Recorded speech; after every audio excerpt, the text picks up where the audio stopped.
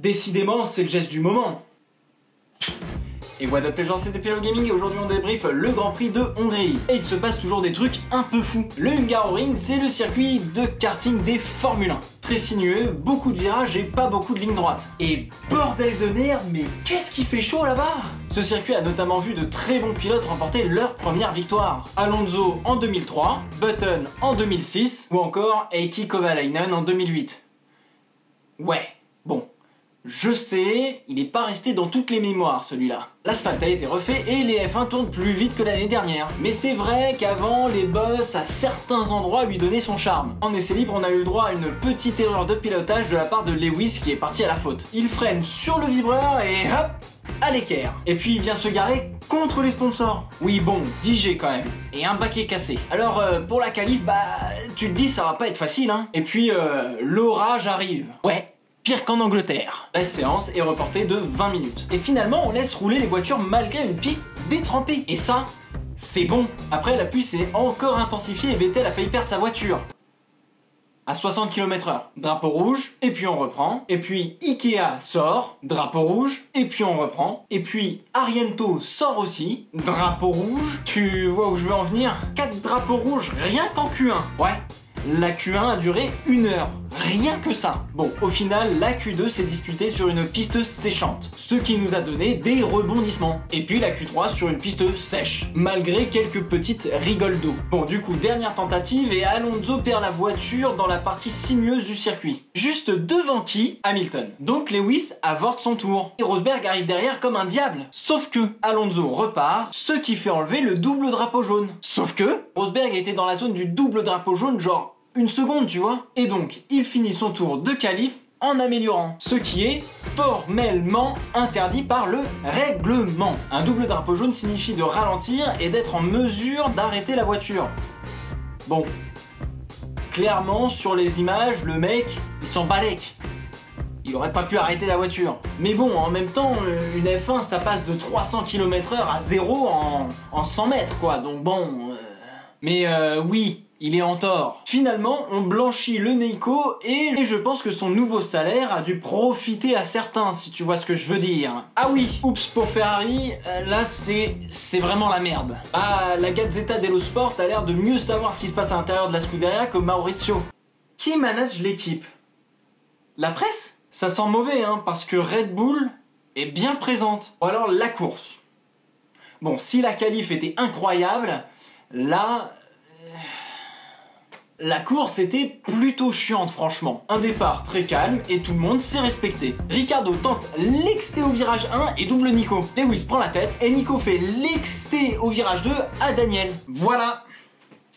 C'est tout ce qui s'est passé. Et ouais. Putain de merde. On s'est vraiment fait chier. On a suivi Raikkonen qui partait de très loin et qui a buté pendant un moment sur Romain Grosjean. Et pendant ce temps, les Mercos jouaient au yo-yo. Button a des problèmes mécaniques et sa pédale de frein est complètement enfoncée. Pas super pour conduire, tu me diras. Et puis, problème hydraulique. Malheureusement, son ingénieur lui indique de rester en 4ème vitesse pour éviter de péter le moteur. Et boum!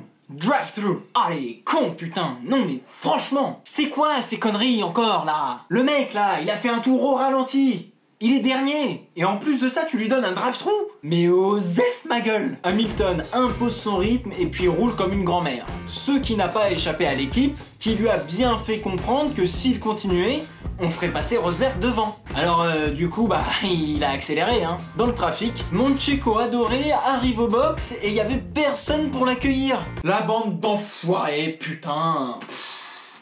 Il ramène 2 podiums cette année, il tape son coéquipier qui a gagné les 24 heures du Mans en 2015 et il y a personne qui l'accueille à son box. Ah la bande d'incapables. Et puis...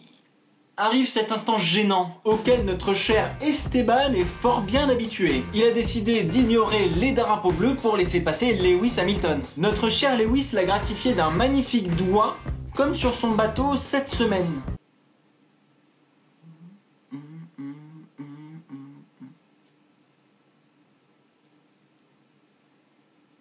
Peut-être qu'il avait une crampe. Bon, le plus drôle, c'est quand même le culot d'Esteban de lui dire « C'est pas parce que t'es champion du monde que tu dois être irrespectueux !»